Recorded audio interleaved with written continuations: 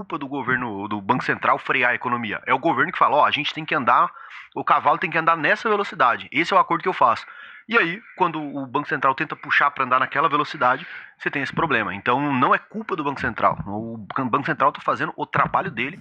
Tá, tá, beleza. Vamos. Sem compromisso, sem compromisso. Voltando. Falando, deixar o caixa na Selic, eu não sou contra. É porque agora parece que é um conflito, né? Selic tá em 15%, pô. Não tem o que dizer, é ótimo mesmo. Mas não é infinito. Então, pra galera que tá começando ali, o cara não tem uma noção muito hábil ali do que dá pra você fazer. Uma estratégia de laddering ali, você vai fazendo várias escadas. Você pegar vários títulos de LCAs ali, com até 20 dias você encontra, às vezes, no secundário ali, com alguma rentabilidade bem expressiva, essas LCAs, elas já vão te render ali numa média, hoje, sendo observada, 104% do CDI. Então, você perde a liquidez ali, não é de liquidez diária igual a Selic, mas é um prazo extremamente curto. Se você escalonar todos esses vencimentos, pode ser que você passe um ano com um caixa que estaria em Selic com a média de 110% do CDI. E não é difícil de fazer. Então, eu não apoio ficar com capital ali que não seja reserva de emergência e espero que, falando nisso, né, eu espero que o Tesouro dê aí a margem de abertura para ter o resgate 24 horas do Tesouro. Tá bom. Por quê? O que eu fico pensando, né? Se você tem uma instituição financeira que faz o resgate até 5 da tarde ali pela própria instituição e o Tesouro tá fazendo essa mesma oferta ali pro resgate de 24 horas, não, as instituições vão ter que pagar um prêmio maior para a liquidez diária. Aí a gente vai começar a ver um interesse um pouco maior, né? 110% de CDI aí é mixaria. Não quero isso, não quero mais. Foi até bom esse ponto, essa pergunta, na verdade, porque a gente já transborda também para a economia real. Então, igual o Edson falou, as empresas que trabalham com crédito ou trabalham com recebíveis, enfim, normalmente securitizadoras ou empresas afins, a gente pega ali e vê que elas estão tendo dificuldade com clientes hoje. Com uma Selic a 15, elas estão preferindo pegar o patrimônio delas, resguardar em um título que elas podem resgatar a todo momento, do que arriscar num cliente que talvez não vai pagar ela, seja um golpista, ou às vezes nem é um golpista, mas está numa dificuldade tão grande que não vai conseguir pagar ela no futuro. E aí a gente cria esse risco, aumentando o preço de emprestar dinheiro para os outros, enquanto uma Selic está ali segura para poder esse cara resguardar o caixa dele. Não que seja um movimento mais interessante, mas o cara tem medo de empreender com uma Selic a 15, por exemplo. É até bom voltar, então, estamos com 105 pessoas aqui, então talvez tenha algumas das pessoas que estão mais básicas ainda, iniciando um pouco sobre o conhecimento do mundo financeiro. Uma analogia muito bom para entender isso que o Eric falou é o seguinte: imagina que existem políticas expansionistas, políticas contracionistas. Então, é meio óbvio para todo mundo que já está aqui há mais tempo, mas vamos lá.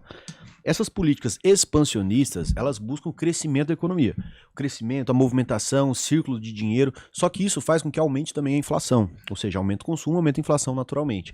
Só que isso dá certo desde que também esteja como contramedida também uma contração da economia em momentos que a inflação começa a subir.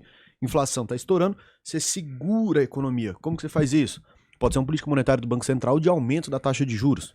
Pode ser um open market, pode ser uma taxa de redesconto. Tem várias formas que um Banco Central pode fazer isso. A gente foca mais na Selic, que é o mais fácil de vocês entenderem, mas a gente analisa todas as outras taxas, as outras mudanças monetárias do Banco Central.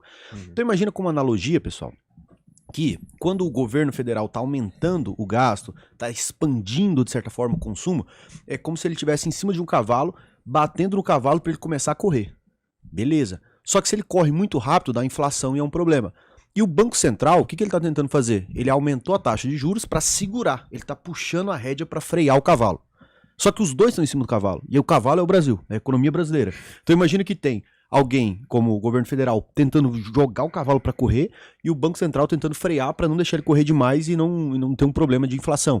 Então o que falta no final das contas é um alinhamento de expectativas e de resultados entre o Banco Central, o governo federal, o Congresso Nacional, que também começa a fazer, através de medidas internas, um aumento da expansão econômica.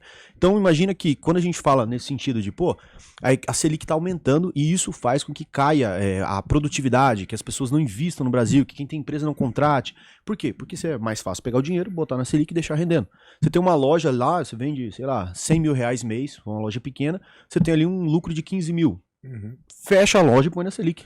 É isso que ele está dizendo, entendeu? Não contrata, não compre do fornecedor, não venda, não pague aluguel, não faça nada.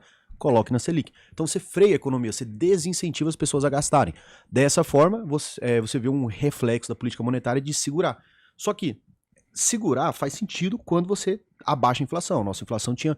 E aí, só um adendo que é importante. Tá, mas então quem que define se a inflação tá alta ou baixa? É o CMN. E boa parte do CMN, são 3 elementos, é o ministro do Planejamento e Orçamento, é o ministro da Fazenda, ou seja, 2 membros do governo e o presidente do Banco Central. Ou seja, o presidente do Banco Central é 1/3 do CMN que define qual que vai ser a meta de inflação. Então quem define a meta de inflação? O governo, porque ele tem 2/3 ali que define, ministro do Planejamento e Orçamento e ministro da Fazenda. A partir do momento que ele define isso, o Banco Central só tem que seguir.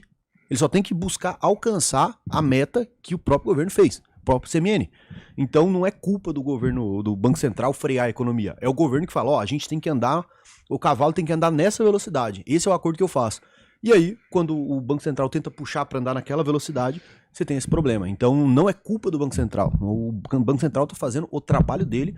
A Selic a taxa de juros está... A inflação era para estar em 3%, de acordo com o CMN, né? Uhum. A banda para de 4,5% para cima e 1,5% para baixo, que é esse limite. E a gente está aí, chegou a 5,2%, agora está 4,67%, né? Uhum. Então você tem ali ainda um movimento de alta da inflação que precisa de uma Selic alta para tentar baixar. Então, essa analogia do cavalo é bom para quem está começando aí, beleza? Vamos para cima. Dito isso, vale ressaltar aqui que uma boa estratégia quando você faz uma concentração total no Tesouro Selic ou no CDB de liquidez diária, é para alguém que possui total desconhecimento sobre o mercado financeiro. Então, se você é leigo, vale mais você reservar esse dinheiro seguro ali rendendo, né? Porque o Tesouro Selic é risco soberano, então risco governo. Então, vale você separar e deixar esse dinheiro rendendo enquanto você busca estudar sobre o tema e saber o que fazer ali com o seu dinheiro, ou também buscar a ajuda de profissionais habilitados como esses senhores aqui na mesa. Isso aí, o Aco agora tocou num ponto que eu sempre converso com a maioria dos investidores que eu tenho contato, que você percebe que o cara está começando. Porque escolher o perfil de investidor é uma coisa que vai definir o restante do seu portfólio total. E a maioria do investidor não institucional, de quem está começando, a pessoa tende a ignorar isso. Aí você tem vários nuances ali entre os perfis, né? Tem um cara que é conservador porque ele não sabe o que fazer. Aí ele é conservador e mais medroso, ele fala, eu vou para renda fixa, vou colocar tudo em renda fixa, eu quero liquidez diária, porque se eu quiser pegar meu dinheiro, eu vou ficar com ele já no capital em mãos. Só que é falta de conhecimento. Você precisa dilatar as opções que você tem ali dentro do seu leque, de acordo com o portfólio, seu contexto de vida. Então, não adianta você ser um cara corajoso, que é pior do que esse para mim é o arrojado inconsequente.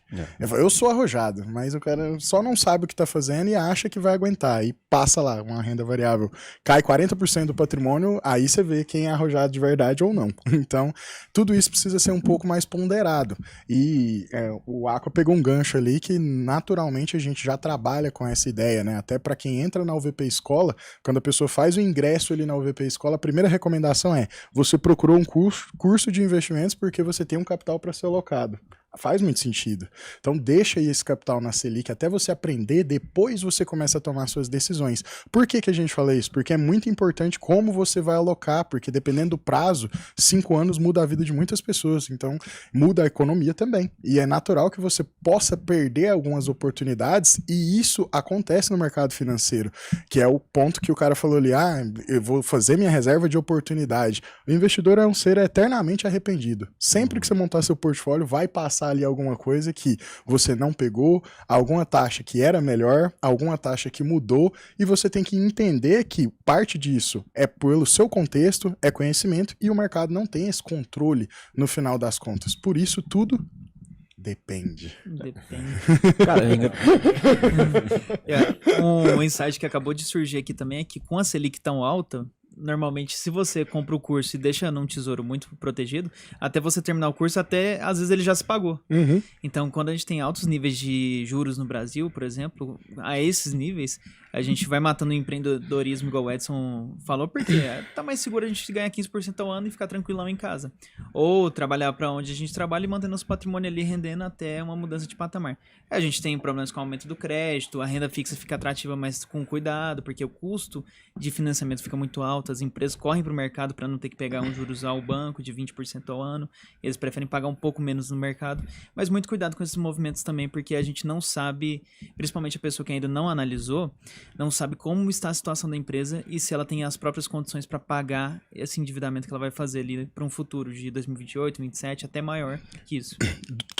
O Eric falou e eu fiz o cálculo aqui rapidinho, com a Selic nessa altura agora, se deixando o capital alocado, se você tiver acima de 240 mil, em um mês já se pagou. Então, para 120 mil, 2 meses, o curso já se pagou. Você tem esse valor, compra o curso e deixa na Selic, que em 2 meses com 120 mil tá pago.